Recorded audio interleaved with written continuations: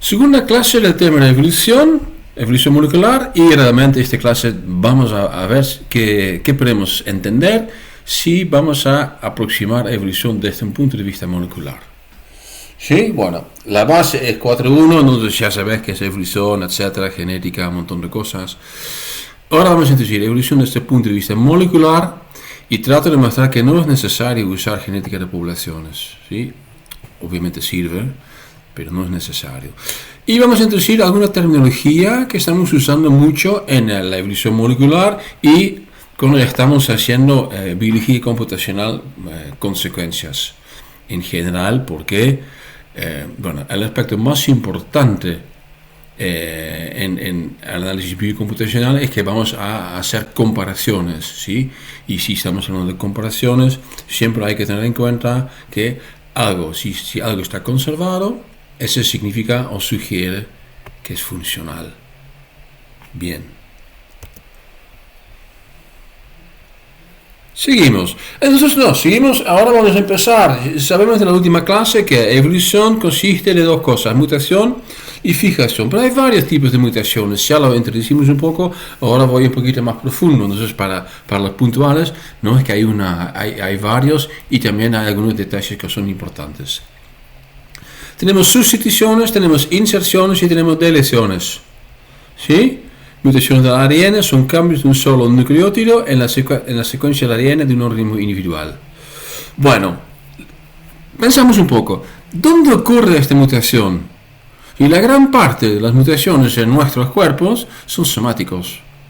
Entonces, en realidad, no afectan a la evolución. No a la línea germinal, digamos, sí puede afectar la evolución, obviamente. Otra vez la misma pregunta, ¿dónde? Bueno, eucariotas en general tienen dos alelos, ¿sí? Y no es tan blanco y negro que conocemos desde la genética, no, es dominante o es recesivo. No, a veces los dos se expresan. Otra pregunta para hacer, ¿es final? No, muchas veces cuando hay una mutación, lo que vamos a tener es proofreading, vamos a corregir, por lo cual vamos a tener una back mutation y se corrige sencillamente la mutación. El proofreading de aquí más que nada es funcional en meiosis. ¿Cuál es el impacto? Bueno, por ahí estamos en el curso, ¿no? Para entender cuál es el impacto. ¿Y cuál será la frecuencia? Bueno, aquí también ya sabemos algo. En realidad eso es como una parte más física.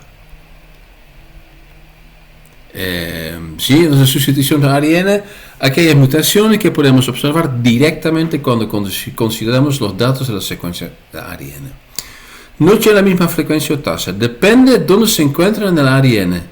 Si el ADN es polimórfico, seguramente que de biología molecular sabemos que hay heterocromatina y hay eucromatina.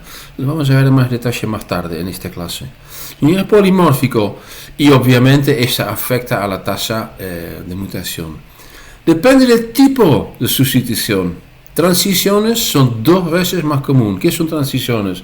Bueno, tenemos 4 bases, ¿sí? Donde adenina y guanina tienen 2 anillos y donde citosina y timina tienen un solo anillo. ¿Sí? Transiciones es entre A y G o entre C y G. Transversiones es entre A y C y entre G y T y entre A y T y entre G y C. ¿Ok? Bueno, sencillamente hay 2 veces más transiciones. Es una cuestión física-química. La mutación está sesgada a generar AT. ¿Cómo? ¿Por qué?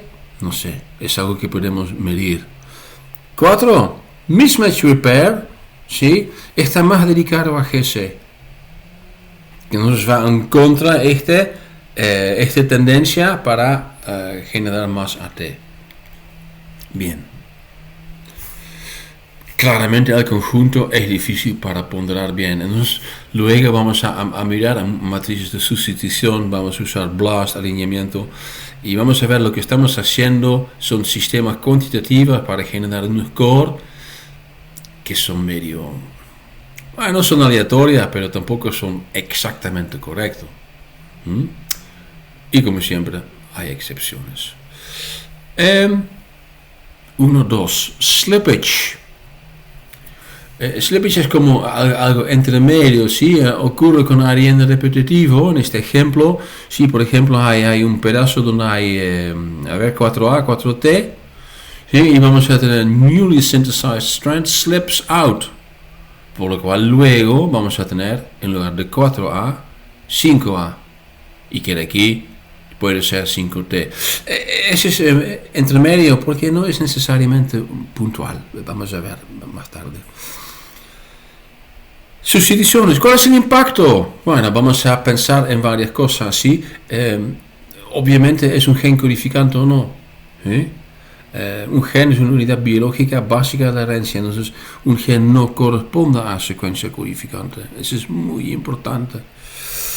Dado que eso se llama biología molecular, desde este punto de vista, es una idea que tenemos más o menos fijados en nuestras cabezas, pero no necesariamente es así. Algo para ponderar, buscarlo en Wikipedia, si querés, buscarlo en tu libro de biología molecular. Pregunta, ¿un exón puede tener una secuencia no codificante? Bueno, si no llegas a tener la respuesta, pregúntame en algún momento.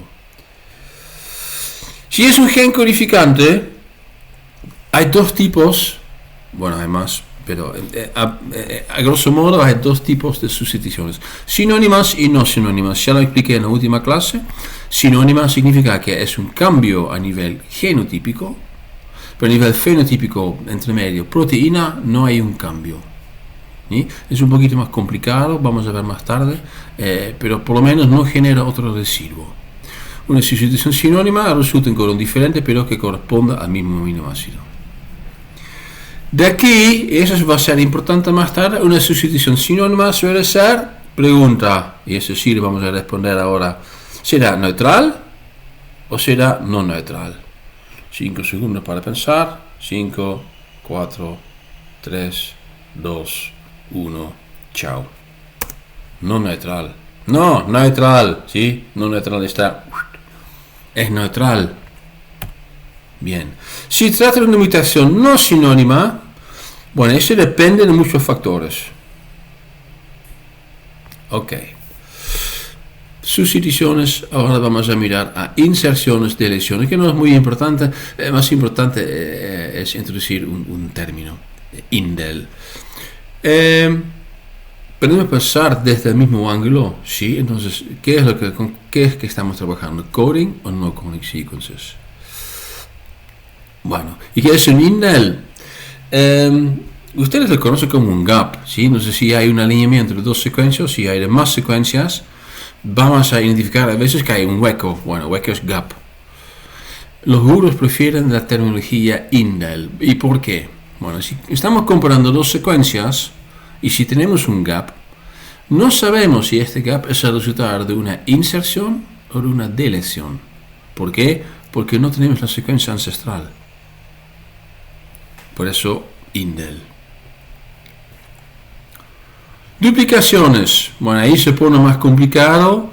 Y eso es bien parte de la genética molecular. Hay lo que se llama entrecruzamiento desigual, desalineación de cromosomas homólogas en la meiosis, ¿sí? Una duplicación de un segmento y una eliminación recíproca. ¿Sí? Eso obviamente es muy importante en mantener los niveles de variedad necesario. Tenemos una conversión genética, es una recombinación homóloga entre secuencias similares, un alelo reemplaza a otro. Tenemos elementos transponibles, ¿sí? Que pueden duplicar genes. Y también tenemos deslizamiento de replicación, slippage, ¿sí? Ya indiqué que es algo entre medio, una sustitución puntual, pero puede pasar que con el tiempo que vamos a tener muchos, ¿sí? Por lo cual va a ser casi como una duplicación de una secuencia repetida.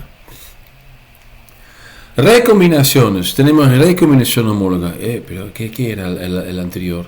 Duplicaciones. Acá tenemos recombinaciones. Bueno, estas dos cosas son similares y no son exclusivas, ¿sí? A veces hay una recombinación que incluye una duplicación parcial, ¿sí? tenemos recombinación homóloga, tenemos unión de extremos no homólogos, tenemos unión de extremos alternativos. Bueno, eso es todo parte de la genética molecular. Solamente quiero indicar acá que son cosas que existen y que son importantes en la evolución. ¿Sí? Whole genome duplications, eso tiene que ver con el karyotype, que también lo miramos cortito en la última. No es muy común en animales, pero es muy común en plantas. ¿Sí? Bien. Bueno, las duplicaciones cumplen varios roles en la evolución de un genoma. Y ahora vamos a ver un poco a qué es un gen. Ya indiqué que no necesariamente es secuencia codificante, no, desde su definición original, que de los años 60-70, es una unidad biológica básica de la herencia. Más fácil de entender es desde la definición de Richard Dawkins. Richard Dawkins es la gran fuerza atrás, el gen egoísta, que es una vista a la biología que cambió todo, y ojo, sus ideas, bueno, no todas sus ideas, pero la idea del gen egoísta son perfectamente consensuadas. Entonces, el gen egoísta es realmente aceptado. Una unidad de ADN o ARN capaz de replicarse. Esta es la definición de Richard Dawkins, que está pensando en estas unidades, un gen, el gen es egoísta y nosotros somos los vehículos solamente para hacer posible que este gen se pueda replicar. Bien, duplicaciones y recombinaciones hacen que el genoma es muy dinámica, genera cambios drásticos. ¿Por qué? Porque hay tantos genes. Eso es algo que quizás lo tenemos que mirar un poquito más en detalle. Ok. Desde la idea más básica, la definición más básica del gen. La secuencia codificante es un gen. Es correcto, sí, porque es una unidad que contiene alguna información, se puede replicar, etcétera, etcétera. Pero no funciona sin un promotor. Por otro lado, un promotor también es una unidad funcional que se puede replicar. Entonces, un promotor también es un gen o un enhancer. ¿Sí? Un terminador también es un gen.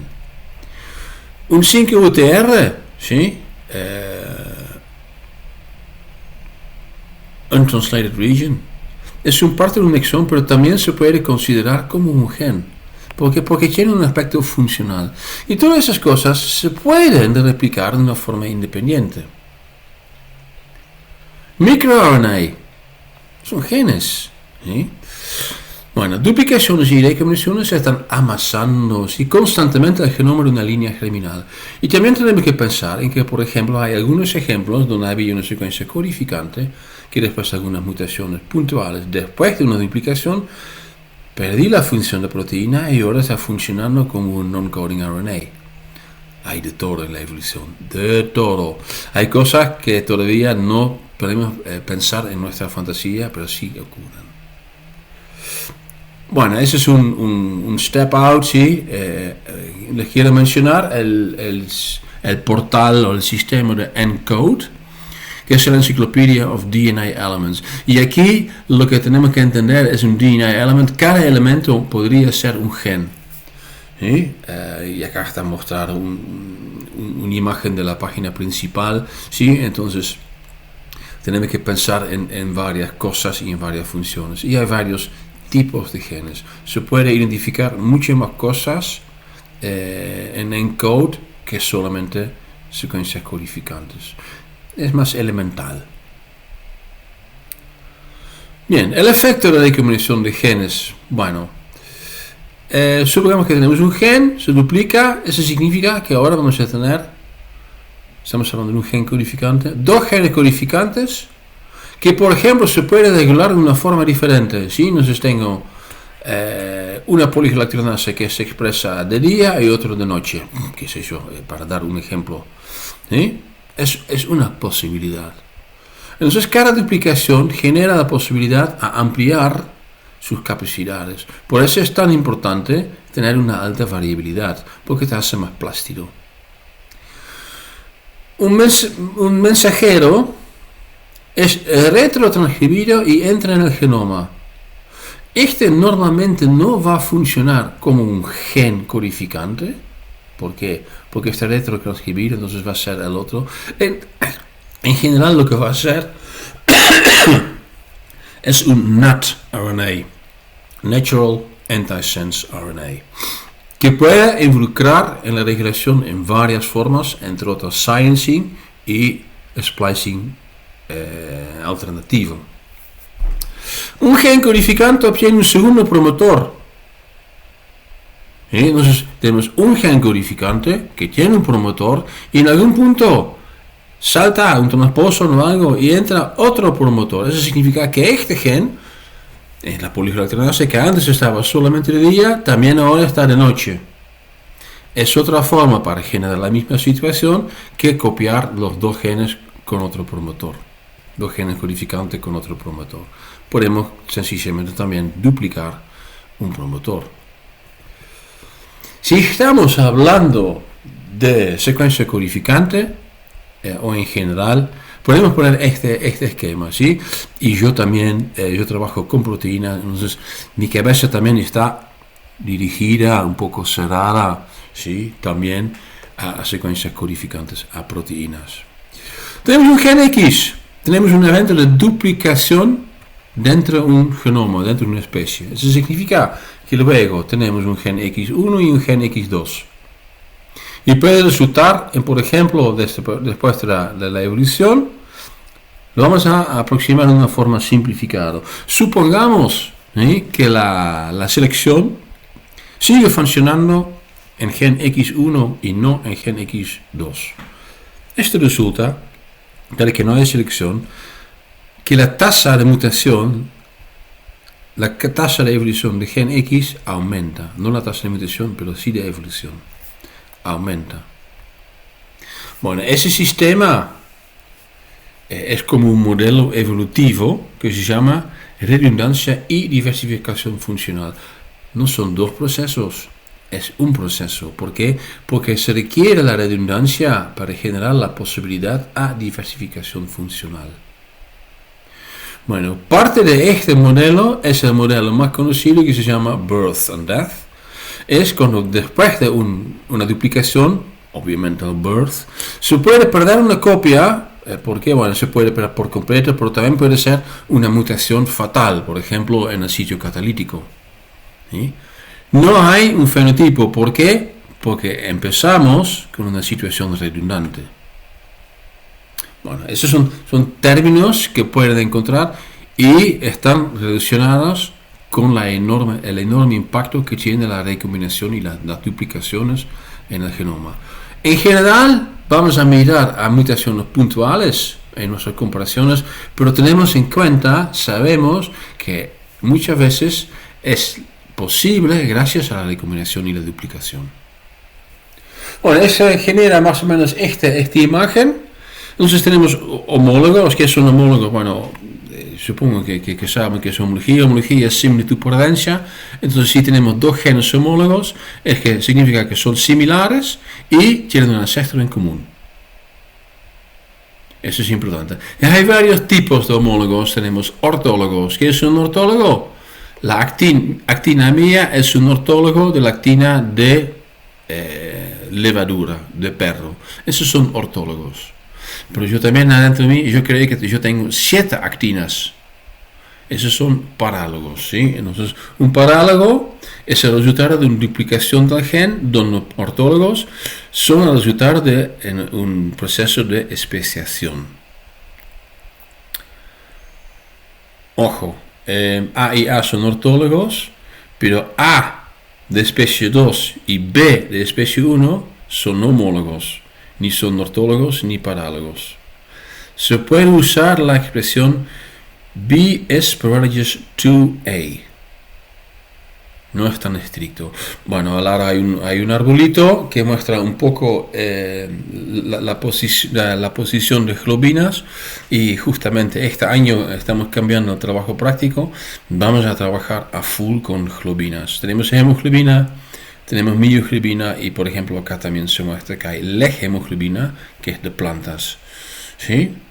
Bueno, en este caso es un poquito más complicado, ¿sí? Entonces, por ejemplo, podemos decir que humano y de monkey, mono, que tenemos una hemoglobina A que son claramente parálogos, ¿sí? Y alfa y beta, esos son humano y mono son ortólogos. Alfa y beta subunits son parálogos. Pero ¿y qué pasa con la hemoglobina? Bueno, en este caso se encuentra tan lejos que no puedes decir ni ortólogo ni parálogo, es sencillamente es un homólogo también. Cumple una función totalmente diferente. Ojo, ser ortólogo no necesariamente significa que cumpla la misma función. Ok, para mostrar un poco el rol importante que cumple la recombinación.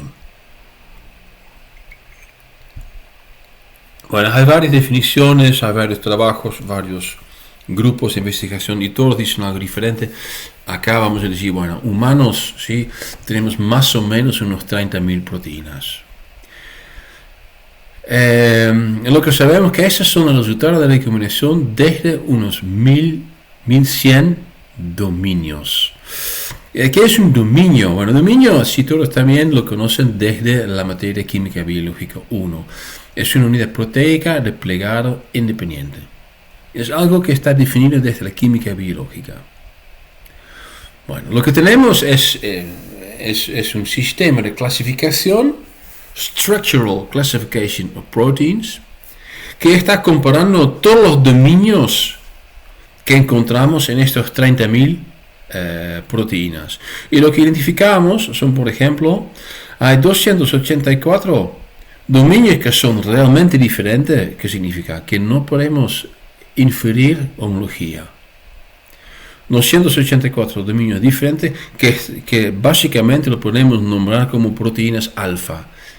Tienen solamente estructura secundaria de alfa hélices. Bueno, hay unos 170 proteínas beta. Bueno, luego hay A/beta y A más beta. Esas son combinaciones diferentes entre alfa y beta. Hay proteínas multidominio. Bueno, eso significa, es en realidad para identificar la cantidad de dominios originales o ancestrales no cuentan, ¿sí? Porque son multidominio. Tenemos proteínas y péptidos de membrana, donde en general no funciona bien la definición dominio. ¿Por qué? Porque el dominio es una unidad proteica independiente y los de membrana necesitan la membrana para plegarse bien, ¿se entiende? Por eso esos se encuentran separadas en la clasificación. Y proteínas pequeñas, en este momento que ya son 20 años pasados, creo, 10, unos 90, suma a 1129. Entonces, esta cantidad de dominios por duplicaciones, recombinaciones, etcétera, etcétera, resultó solo en humano en 30.000 proteínas. Ahí va la importancia de la recombinación. No solamente, entonces, a nivel de tengo una secuencia codificante con un promotor, con un terminador, etcétera, etcétera, etcétera. Bien, bueno, esta a veces molesta, depende un poco del dominio. Hay dominios que son bien definidos y que tienen un alto nivel de conservación, catalíticas en general, pero también hay, por ejemplo, dominios regulatorios. No sé si SH2 elementos regulatorios regula. Es un dominio que se involucra en unión proteína-proteína. ¿Sí? De aquí hay un montón de proteínas que tienen este dominio y son todos diferentes. Entonces, es un dominio con baja nivel de conservación y que se encuentra en casi cualquier cosa. Y acá tenemos un screenshot de la página de PFAM de conocimientos que tienen ellos desde el dominio SH2 y dicen que lo encuentran en 1765 arquitecturas de dominio diferentes, no solamente en humano, en todo. Bien. Ok. Ese es para un resumen de todo lo que es importante desde el punto de vista de mutación. Ahora vamos a mirar al segundo punto, al segundo paso, es la fijación. Tenemos una mutación, ahora se tiene que fijar en la población o se pierde en la población. Bueno, en la evolución, en el campo de evolución no usan selección, en evolución molecular usamos functional constraint. Y functional constraint es selección, pero tiene algo más. Y lo usamos por varias razones, en general porque es un término que es mucho más flexible. Definición: el grado de intolerancia que es característico de un sitio o lugar a sustitución de nucleótidos. Eso ya se recuerda, hay selección dura, tan dura que afecta a N sin factores ambientales. No es variable. Eso significa un grado de intolerancia alta.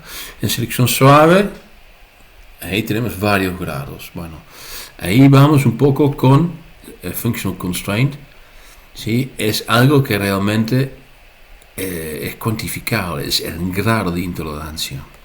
Entonces lo que tiene functional constraint adicional a la selección es un aspecto inherente cuantitativo. ¿Por qué uso functional constraint y no restricción funcional? Porque restricción funcional tiene una connotación que está realmente, debería ser dentro de este círculo, ¿sí? Donde functional constraint siempre tiene la posibilidad de salir.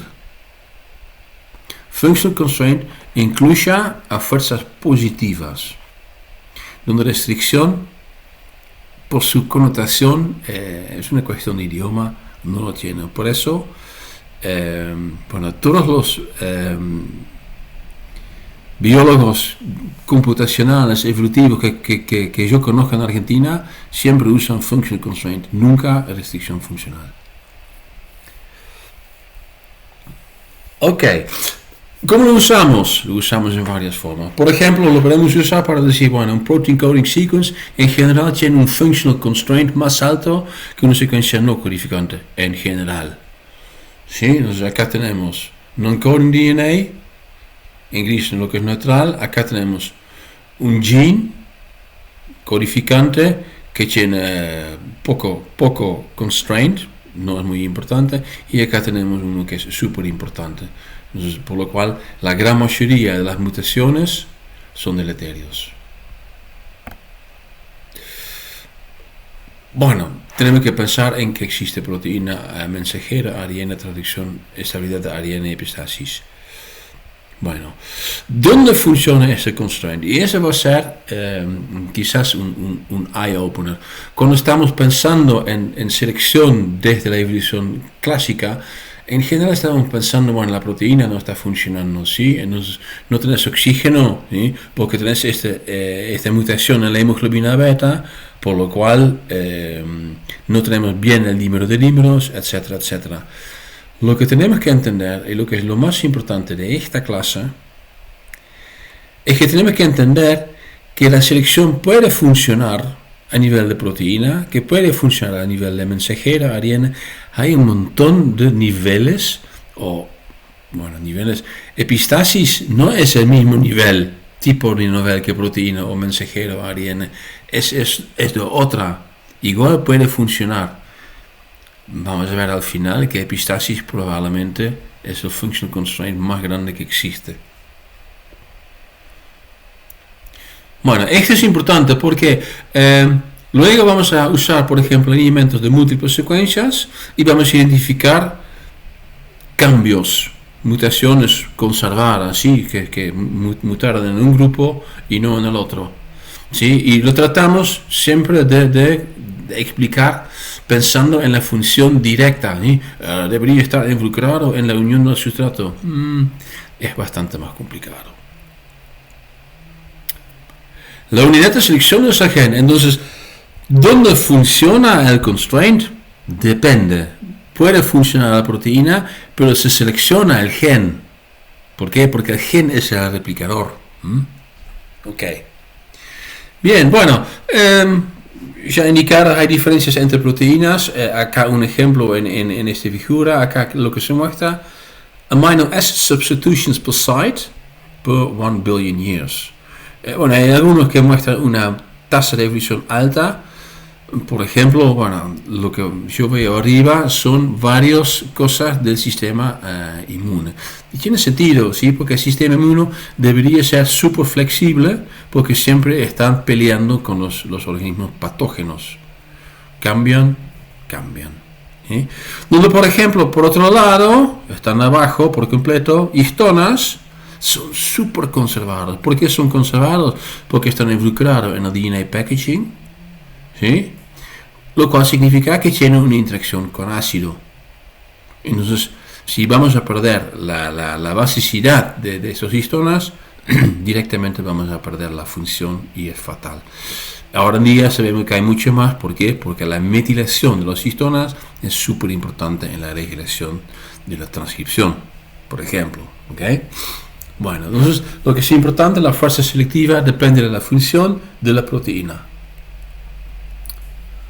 Si vamos a mirar una secuencia codificante, también podemos usar functional constraint para indicar diferencias. Eso tiene que ver con el hecho que el código es degenerado. ¿Dónde está degenerado? Más que nada en posición 3. ¿Sí? Entonces, por ejemplo, la leucina tiene 6 codones, de los cuales hay 4 que tienen la misma combinación de 2 nucleótidos en la posición 1 y 2 y sencillamente cambia a posición 3. ¿Sí? Bueno, eso significa que el cambio en posición 3 en general no es tan fatal, ¿sí? Por lo cual, si vamos a mirar otra vez a la tasa evolutiva, pues vamos a encontrar la posición 3 más alta. Lo podemos comparar, por ejemplo, con un pseudogen. El pseudogen no es más funcional para nada, por lo cual aquí la tasa evolutiva es más alta todavía. Bueno, un pseudogen no es funcional, por lo cual muestra tasa evolutiva más alta. Ese también vamos a ver que es un poquito más complicado. Ok, indiqué que el functional constraint en general es más alta en secuencia codificante. Un ejemplo, una excepción claro, ¿sí? Son los sitios de aceptación y donación de intrones. En general GTAG, esos son sitios que son súper conservados, que se puede ver en esos sequence logos. En este caso 2, si se recuerdan bien de la clase de matemática, significa que tenemos 100% de la información. Non-coding RNA.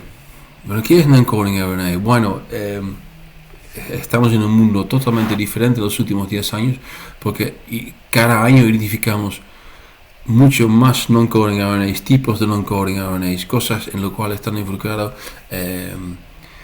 A veces parece que las proteínas no son importantes para nada, todo se regula por non-coding RNA. 5% es codificante, un 97% se transcribe y son funcionales, ¿sí? Aunque no necesariamente tienen el mismo nivel de conservación. Tenemos ribosomal de transferencia, ese ya lo conocen. Tenemos NOT-RNA, ya lo mencioné. Tenemos miRNAs, que seguramente escucharon. pRNA, hay muchos. Vamos a otro punto, a otra cosa. Junk DNA. ¿Cómo se traduce? Griten, sí, griten fuerte. Ya escuché, sí, chatarra, no. Chatarra, sí, chatarra. Basura, no, es chatarra. ¿Sí? Entonces, si aprendemos algo de la genómica de secuencias, es que el junk DNA no es basura. Es algo que se mantiene. ¿Por qué? Porque en algún punto en la evolución que todavía nos falta, puede ser funcional. Y eso es lo que nosotros llamamos chatarra. No lo tiras, lo pones en este cajón abajo de todo, ¿sí? Por las duras. Covariation, hay un montón de cosas que tienen que ver con los functional constraint. Acá pongo un ejemplo de un transfer RNA, pero todos los RNAs que dependen de su estructura van a mostrar covariation, ¿sí? Lo que es interesante de tRNA es que tienen 3 regiones con un functional constraint diferente. Super alto, ¿sí? Biología molecular, es el anticodon, ¿sí? Covariancia en donde hay doble hebra, ¿sí? Y también en el amino acid attachment site también es alta, ¿sí? En el loop es súper bajo. Entonces hay como 4 regiones, 4 functional constraints diferentes dentro de un tRNA. Functional constraint es algo que va por allá de la proteína. Take home message. A veces el functional constraint no se puede relacionar directamente con la función de una proteína. Dentro de la proteína también hay diferencias, pero obvio. Volvemos a globina. Acá tenemos un alineamiento múltiple en 2 bloques. Uno a 70 más o menos y 70 a 150 más o menos. Y se puede ver que algunas columnas, por ejemplo, columna 25 o 26, siempre es G, la 30 siempre es L, la 40 siempre es T. Pero hay otros que muestran un nivel de conservación a nivel jerárquico más baja. ¿Sí? Por ejemplo, Human Alpha Hemoglobin tiene la posición 7K, tiene siempre una D, donde por ejemplo en beta o en mio es glutamato. ¿Sí? Entonces el functional constraint dentro de una subfamilia es más alta. El functional constraint entre las varias columnas también es diferente. ¿A qué corresponde? Corresponde al aspecto funcional que cumple este residuo, que cumple esta posición. Ahora vamos a mirar algo raro. El DNA Stability Constraint. Bueno, quizás que nunca escucharon este término isogora, pero algo de este ya saben. Isogora es una secuencia de ARN con un contenido de GC continuo. Es algo bien conocido en vertebrados, pero también lo identificamos algo en otros bichos. ¿Sí? Y lo que quizás saben es que hay un genome core y hay un genome desert. ¿Sí? Tenemos eicromatina y tenemos heterocromatina. Bueno, la gran parte de los genes codificantes se encuentran en el genome core, en la eicromatina. Y lo que tiene la eicromatina es que son partes, lo que tienen es isogoras H2 y H3, que son H2 y H3, que tienen el porcentaje GC más alta.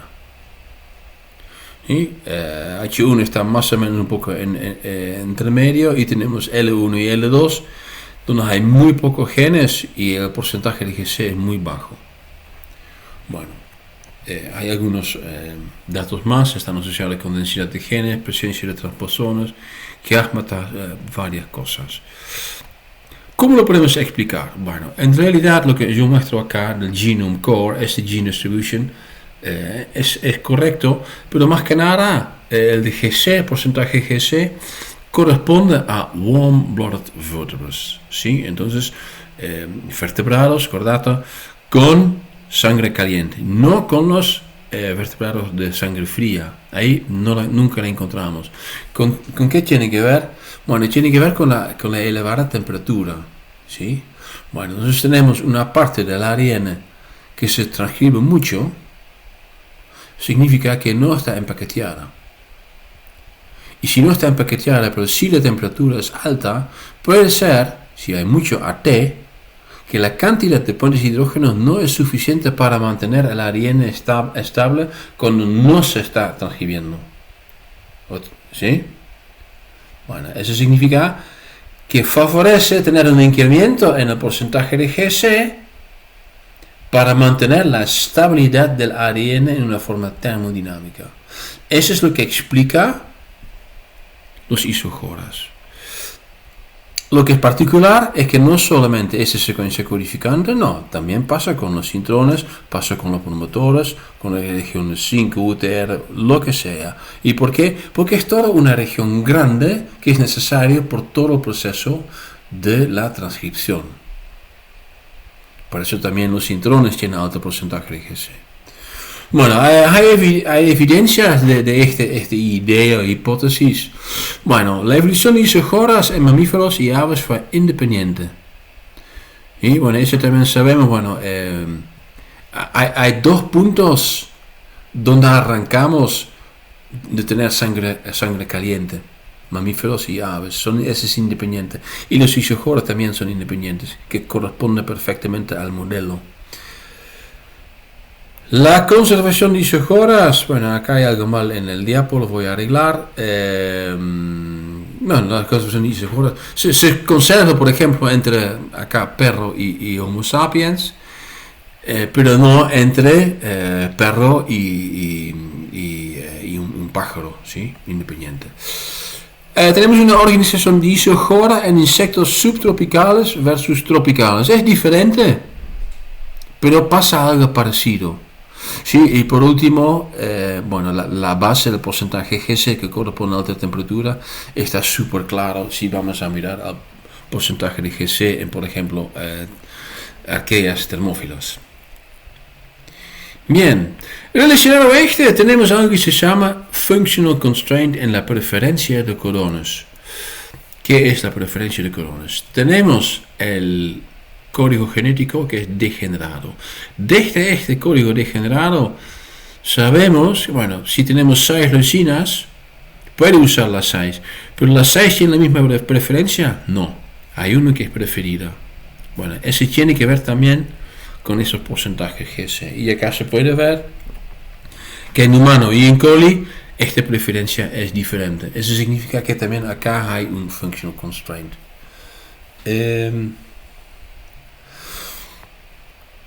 Bien, acá un resumen, ¿sí? Entonces, functional constraint, lo usamos para cualquier cosa que es selección. Algunos de esos functional constraints realmente son funcional al ámbito de proteína o al ámbito de un ARN no codificante.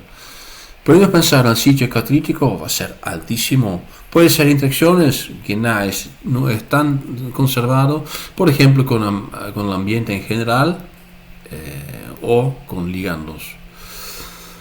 Lo que también hay a nivel de proteína que no podemos indicar directamente a la función, son que hay muchos residuos que son importantes para mantener la estructura y para generar suficiente estabilidad termodinámica.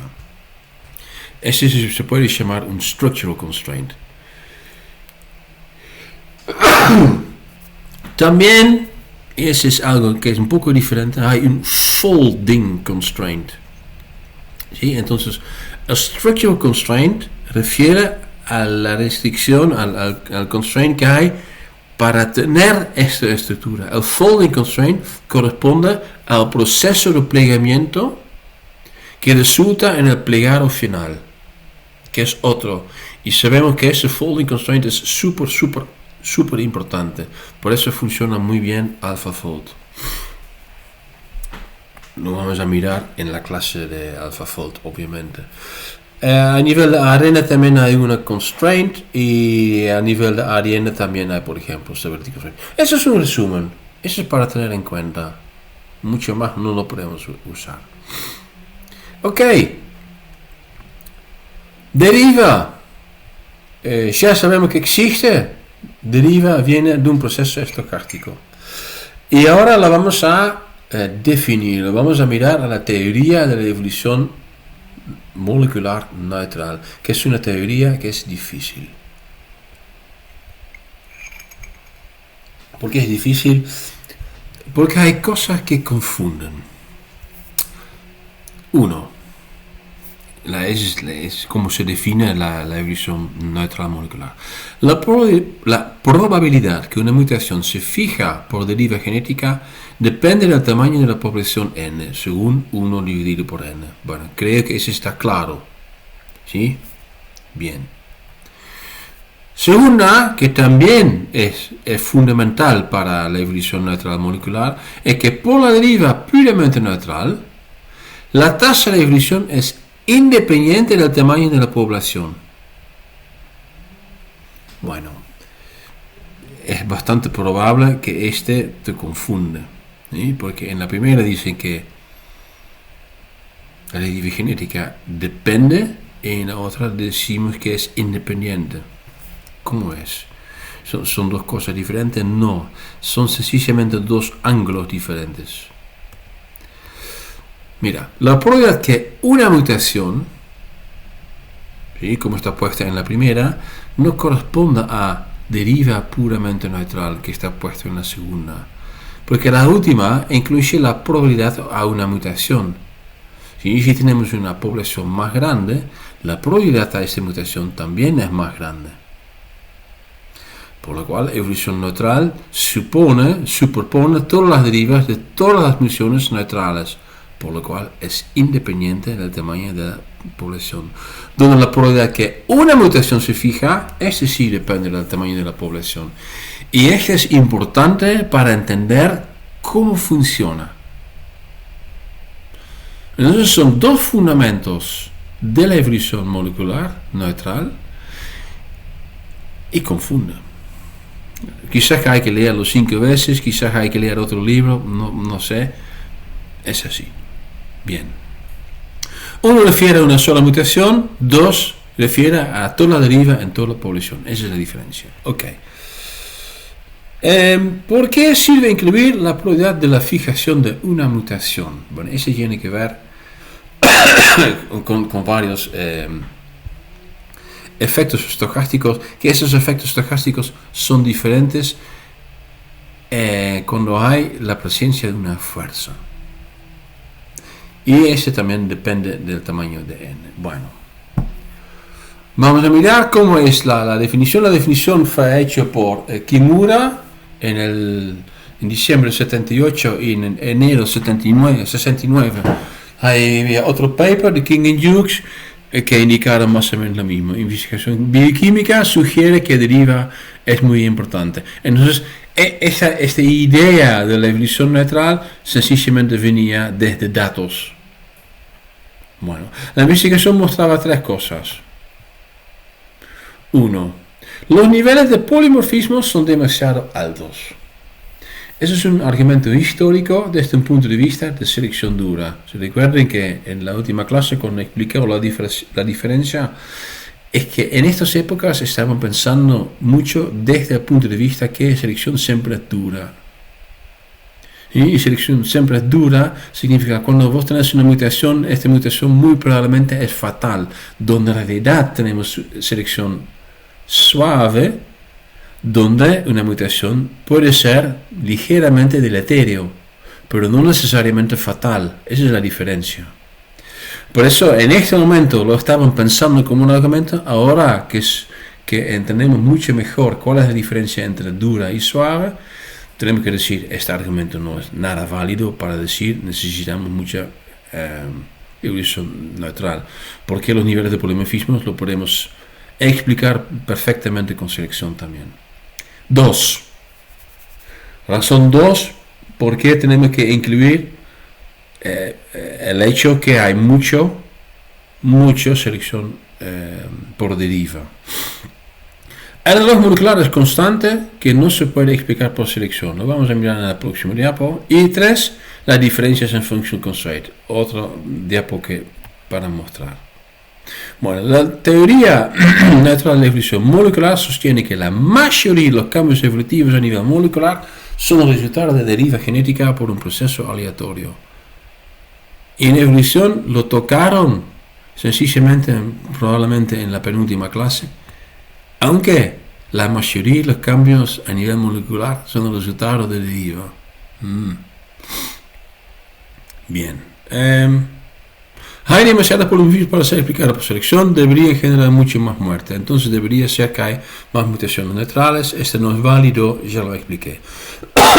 Argumento 2. El reloj molecular.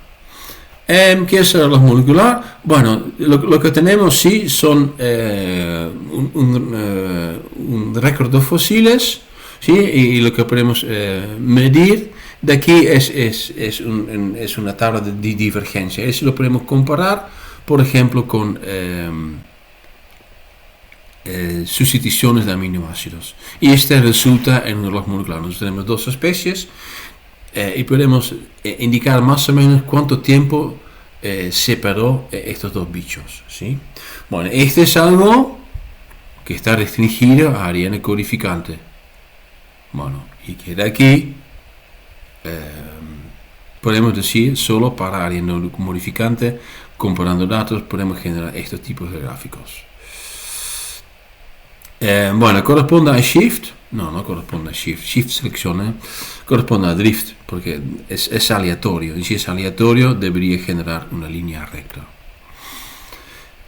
Argumento 3, el functional constraint. Y aquí hacemos un swap, ¿sí? Entre selección y deriva. Acá tenemos un ejemplo. Insulina, no sé si se recuerdan de química biológica, se forma desde proinsulina. Vamos a digerir un péptido intermedio que se llama C-peptide, que genera también dos péptidos finales que arman una proteína usando dos poderes de sulfuro, ¿sí? Bueno, así funciona. Entonces, eso significa que la proinsulina funcionalmente no es tan importante, ¿sí? Bueno, si selección era más importante a nivel molecular, la expectativa será que el C-peptide tenía una tasa menos alta, ¿sí? Porque la selección es más importante y acá hay menos selección, donde en realidad, obviamente, porque funciona por deriva, el C-peptide muestra una tasa evolutiva más alta. Bien. Bueno, y ese también se puede ver en varias otras cosas, mutaciones sinónimas, etcétera, etcétera. Bien. Modelo nuevo. No modelo. Ya tenían aceptado que existe, lo que no tenían aceptado, que la gran parte de la evolución ocurre a nivel molecular y que es neutral.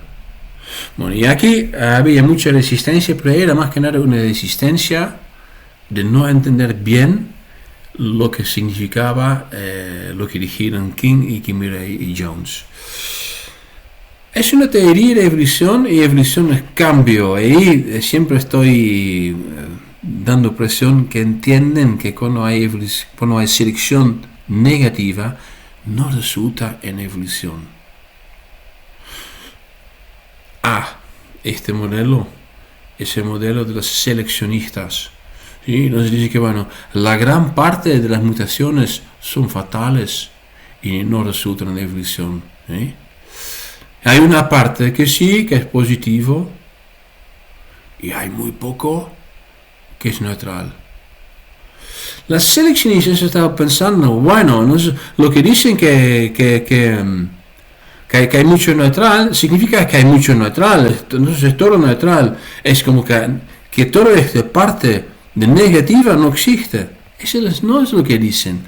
Están hablando de evolución, están hablando no de este, pero de este modelo. Están hablando de evolución, no están hablando de las mutaciones.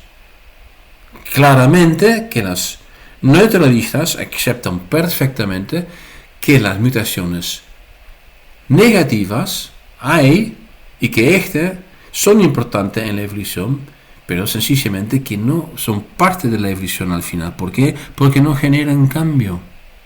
Bueno, por eso había mucha resistencia de no entender bien qué significa la teoría de la evolución neutral molecular. Bueno, otra cosa, y eso sí es correcto, es que sencillamente esta teoría nueva no era capaz de explicar todo en perfección. Por eso necesitamos mejorarlo. Bueno, el mejoramiento más importante fue hecho por Ota, que era un estudiante de Kimura. ¿Sí? Bueno. Indicar que, por ejemplo, el reloj molecular no es suficientemente constante. Explico en la próxima diapo. El segundo es lo más difícil de entender. El efecto de tiempo de generación, que voy a explicar 2 diapos, es más fuerte sobre la evolución sinónima que no sinónima. Y 3, la heterocigosidad, el opuesto de la homocigosidad, en poblaciones grandes es demasiado baja. Ok, ¿qué dijo Ota? Ota estaba introduciendo otro tipo de mutación, que es la mutación casi neutral. Para dar un nombre, ¿sí? No es neutral, tampoco es de selección, es algo intermedio. ¿Por qué es algo intermedio? Bueno, lo importante de esta segunda parte de la teoría neutral es que hay algunas mutaciones que cuando la población es pequeña se comportan como neutral. ¿Sí? Y como no neutral en poblaciones grandes. Bueno, y tiene mucho sentido, ¿sí? ¿Por qué? Porque ya sabemos que una mutación se fija mucho más fácil en una población pequeña. Bueno, entonces aquí es neutral. Pero si la población no es grande, si es solamente por deriva, es muy difícil que se fija. Entonces, en general, se requiere algo de selección. Bueno, aquí es casi neutral. Si se fija en una población grande, significa que es casi neutral. Y si la misma mutación lo vamos a mirar en el mismo bicho, pero en una población más pequeña, probablemente sí se va a fijar, pero por deriva. Bueno, el concepto de evolución neutral sigue siendo perfectamente válido, pero tenemos que entender estas cosas. Bien, lo vamos a mirar. Evolución en poblaciones grandes está dominada por selección. ¿Sí? ¿Por qué? Mutaciones casi neutrales se comportan neutral en poblaciones pequeñas y como no neutral en poblaciones grandes. Ya lo explicamos. Grande, dominada por selección, pequeñas, dominada por deriva. Vamos a ver si podemos verificar por cuestión de lógica la primera parte de la tesis. Miremos una mutación estrictamente neutral. Eucariota, la probabilidad de fijación es 1 dividido por 2n. Tenemos dos poblaciones, una de una isla, otra del continente. En la isla es de 200, en el continente es de 1 millón.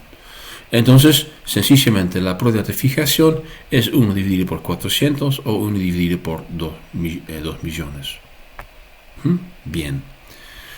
Si la mutación es ligeramente desventajosa, será un poquito menos, pero en ambos casos, con el mismo factor S, ¿sí?, de selección. Entonces, en la población de la isla será 1 dividido por 400 menos S. Y en la del continente es 1 dividido por 2 millones menos S. Bueno, claramente que S, la selección, afecta en una forma diferente cómo se va a fijar. ¿Sí? Entonces, 1 dividido por 2 millones es muy pequeño, que significa que evolución en población grande se está determinado por selección. ¿Sí? Bien. De la misma forma se puede entender en poblaciones pequeñas por deriva. ¿Lo podemos usar? Sí, lo podemos usar. ¿Sí? Entonces acá podemos decir, bueno, la probabilidad de fijar desde el punto de vista de selección es igual a 2S. Por lo cual la probabilidad de perder es igual a 1 menos 2S. ¿Ok? Bueno, la probabilidad de fijar una mutación por deriva depende de n.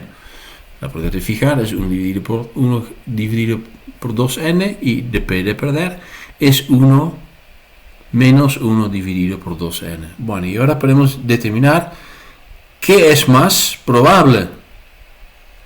¿Sí? Supongamos que deriva es más importante que selección. Eso significa que la probabilidad de fijar es más grande. Que significa que 1 dividido por 2n es mayor a 2s. Y eso lo podemos derivar y simplificar hasta que podemos decir n multiplicado por s. Si s está menor que 1, podemos decir que la deriva es más importante que selección. Y entonces también es algo que podemos realmente cuantificar. Ok. ¿Cómo afecta la teoría? Bueno, la teoría nosotros lo pusimos acá con dos fundamentos. La probabilidad que una mutación se fija depende y la deriva puramente no depende. Acá vamos a agregar un fundamento adicional. La tasa de evolución por selección no es independiente del tamaño de la población dado efectos estocásticos. Tiene un efecto diferente en poblaciones pequeñas que en poblaciones grandes. Y esta es más o menos la teoría que todavía estamos usando. Vamos con los argumentos. Bueno, entonces Kimura y King-Hughes estaban usando el constante del reloj molecular como una evidencia en pro de la teoría neutral. Pero en realidad el reloj molecular no es tan constante. Bueno, lo tenemos que explicar de alguna forma. Y esa explicación es bastante simple. ¿Sí?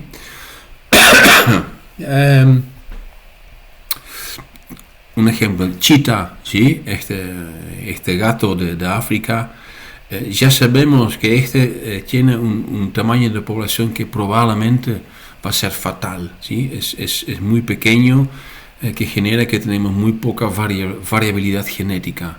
Bueno, eso es algo que pasa con muchas especies que están pasando, ¿sí? Que hay fluctuaciones en el tamaño de la población y están pasando por lo que se llama cuello de botella.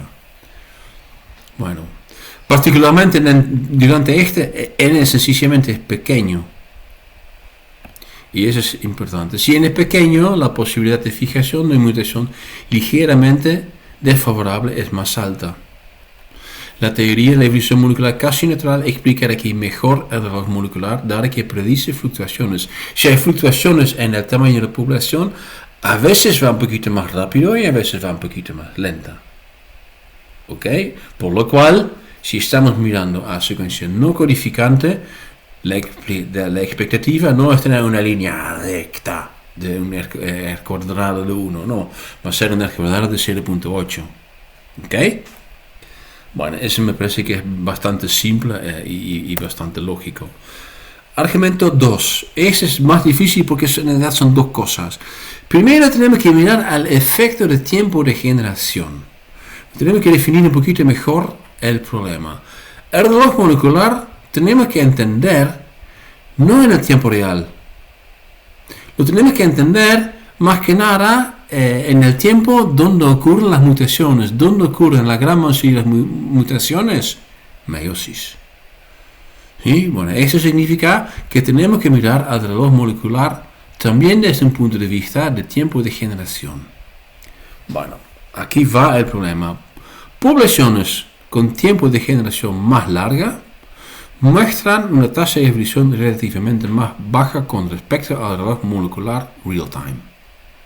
Ok, ¿qué será una población con tiempo de generación larga? Por ejemplo, el elefante. ¿Sí? Y que tiene pequeña, por ejemplo, un mosquito.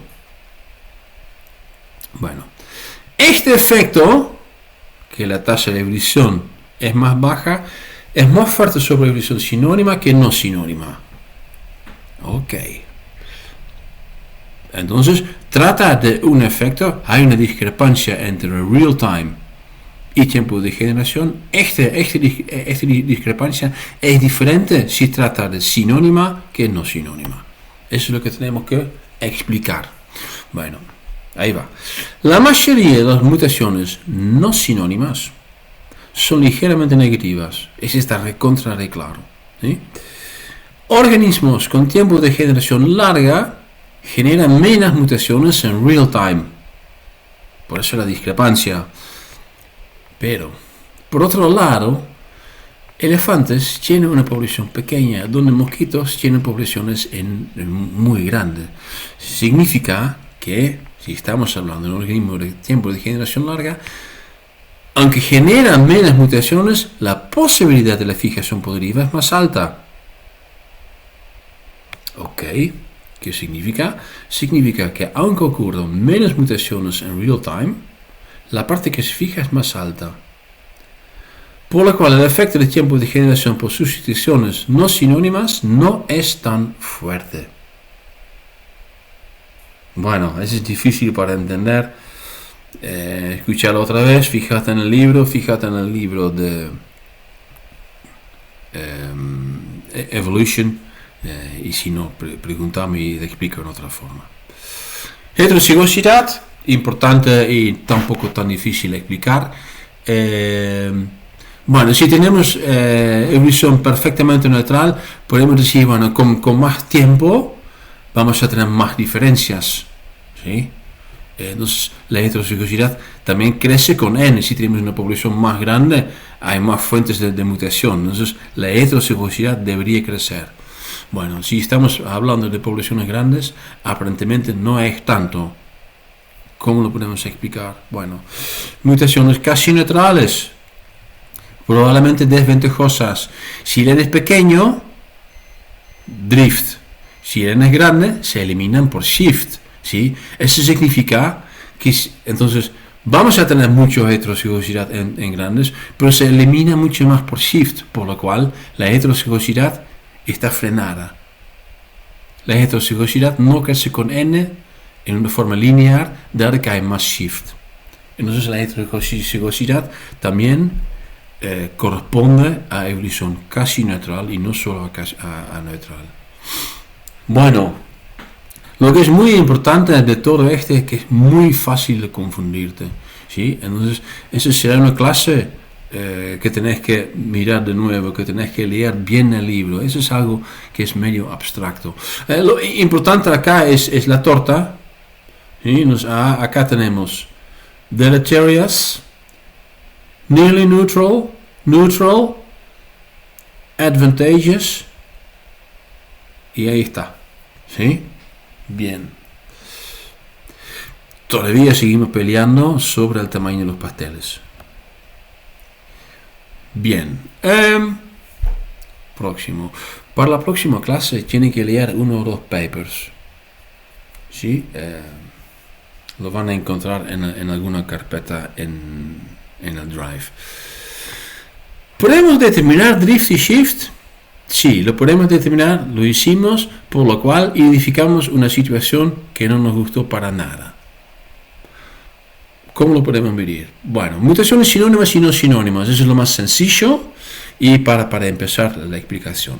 Una mutación sinónima no resulta en un cambio en la proteína, son neutrales. Es un poquito más complejo porque a veces no corresponde bien con la preferencia de cordones, por lo cual podría ser un poquito negativo. Bueno, las no sinónimas, bueno, eso depende. Bueno, ¿por qué eso es importante? Es importante porque la herramienta principal para determinar si hay selección o no se llama omega, y omega es la proporción entre la cantidad de mutaciones no sinónimas y las sinónimas. Es simple. Entonces, si sinónimos son neutrales, y si ese es igual a la cantidad de mutaciones no sinónimas, eso significa que de aquí dn no sinónima también es neutral. Entonces, si dn dividido por 10 es 1, significa que estamos mirando a un proceso neutral. ¿Ok? Bueno, en general, esto corresponde a la vista que tenemos sobre la evolución. Hay mucha selección negativa, por lo cual el functional constraint, la gran parte, es un restriction funcional. ¿Sí? Por lo cual, cuando vamos a medir el omega, por ejemplo, de una proteína, en general dn está menor que ds. No es que no existen, existen. Pero bueno, eso significa que la interpretación de dn sobre ds no es tan fácil. Y esas son algunas reglas de oro. Si se encuentra entre 0,1 y 0,2, podemos decir que no hay indicación para selección positiva. Hay indicación que induce la fijación de mutaciones. Hay evolución neutral y hay evolución negativa. Si está mayor a 1, estamos seguros que la selección induce la fijación de mutaciones. Hay selección positiva. Si se encuentra entre estos dos valores, puede ser que sea el resultado de selección relajada. Por ejemplo, un pseudogen. Un pseudogen no es más funcional, no hay un functional constraint, entonces aumenta la no sinónima también. Puede ser selección positiva, porque selección positiva justamente necesita este cambio en no sinónima. Y no lo podemos discriminar bien. Y ahora voy a volver a la clase anterior, que hablamos corto de una herramienta al equilibrio de Hardy-Weinberg, que usamos ¿para qué? Para indicar que hay algo que está pasando, pero no sabemos qué está pasando. Bueno, lo mismo pasa acá. Acá no podemos decir si hay selección relajada o si hay selección positiva. Bueno, selección relajada es algo grande, pensarlo bien. ¿La especie humana se encuentra bajo selección relajada o no? Es para ponderar. Bueno, ¿cómo podemos discriminar de este? Bueno, hay que hacer ensayos adicionales. Pero también podemos mejorar, elaborar un poco el ensayo. El primero es el ensayo de McDonald-Kreitman. En el ensayo de McDonald-Kreitman vamos a mirar el DNDS de una proteína dentro de una especie y lo comparamos a una especie estrictamente relacionada. Por ejemplo, arabiosis italiana, 10 muestras y una muestra de arabiosis lirata. En la versión 2, que funciona sobre la primera, es el ensayo de McDonald-Kreitman genómico. ¿Cómo funciona? ¿Cómo ayuda? El primero no es tan fácil de entender, pero realmente funciona. La segunda sí es fácil. Vamos a comparar con otros genes de los mismos genomas. Ese tiene que ver con otra vez el cuello de botella. Si tenemos un cuello de botella, ese puede afectar a la deriva, entonces puede afectar al DNS de todos los genes. ¿Sí?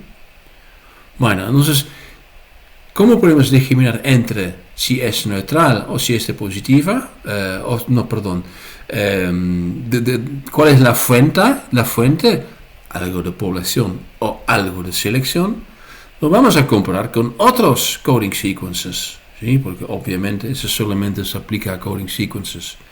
Significa que bueno, si tu gen muestra un DNS elevado y todos los demás genes no, significa que es un efecto particular de tu gen. Significa que tu gen es neutral o positivo y no es el resultado de un cuello de botella. ¿Se entiende? El primero es más que nada para identificar la diferencia entre procesos neutrales y positivos. Bueno, solamente un diapo para mostrar cómo funciona. Viene con una significancia vía un G-test. ¿Es muy poderoso? No es muy poderoso. Trajimos D-test. Polimorfismos y sitios segregantes. Son cosas un poco diferentes. Acá tenemos las secuencias. Y tengo indicado el número de sitios segregantes y pi, creo que se pronuncia así, es el número promedio de polimorfismos entre secuencias, ¿sí? Entonces hay tres sitios segregantes entre S1 y S2, hay 3 entre S2 y S3 y hay 6 entre hay 3 entre 1 y 2, 1 y 3 y hay 6 entre 2 y 3. ¿Sí? Entonces esos son S3, S3, S6 es un número. Otro es el pi, que es del conjunto, que se expresa así, es 3 más 3 más 6, dividido por 3 es igual a 4. Bueno, la proporción en cómo se ocurren estos números es diferente si trata de selección negativo o si trata de cambios por un efecto de cambio de tamaño de población. Es algo que se puede aplicar a secuencia no codificante. Es poderoso, creo que necesitas bastantes secuencias, pero es poderoso porque bueno, es más amplio. Hudson-Kreitman AGOD, secuencia no codificante o no codificante, hace algo parecido al D-test de Tajima. Y hay varios otros ensayos. Hay varias cosas de la evolución molecular, pues eso será más para una materia de evolución molecular dedicada. Quiero terminar con el último, que es el likelihood test. Estamos trabajando a full para generar un trabajo práctico para que podamos incluir un likelihood test, pero bueno, desarrollar un trabajo práctico lleva mucho tiempo, mucho trabajo. Entonces no estamos seguros si lo vamos a tener listo para este año. En el likelihood test también vamos a hacer algo parecido al omega, pero vamos a incluir el proceso evolutivo. Entonces vamos a generar un árbol filogenético y vamos a mirar esos modelos de sustitución teniendo en cuenta el modelo evolutivo definido por el árbol filogenético. Y ese sí es mucho más poderoso. Bueno, ¿por qué es importante? Bueno, porque eso es lo que usaron en los análisis basados en secuencias genómicas. Y una vez que tenemos muchas secuencias genómicas, muchas humanas, muchas de coli, muchas de Saccharomyces, realmente podemos decir, bueno, ¿y qué pasa? ¿Qué hay? ¿Mucho drift o hay mucho shift? La idea, y era basado más que nada en la parte de evolución neutral, es que hay mucho más deriva. Bueno, aparentemente no es tan simple. Medimos mucho más mutaciones positivas Y es lo que tenemos que explicar ahora. Entonces, desde la teoría neutral con el adjunto del casi neutral, ya podemos explicar bastante bien lo que está pasando a secuencias no codificantes, pero hay como un hueco a secuencias codificantes. ¿Sí? La expectativa será que aquí también hay bastante neutral, pero no hay casi nada neutral. Casi todas las mutaciones son lo medimos como positivas. Bueno, ahí vamos a tener algunas tareas para la próxima clase. Lo van a encontrar en el Drive. Hay una carpeta con papers para la próxima clase y con una guía que te ayuda a leer esos papers. Viene con preguntas, etc.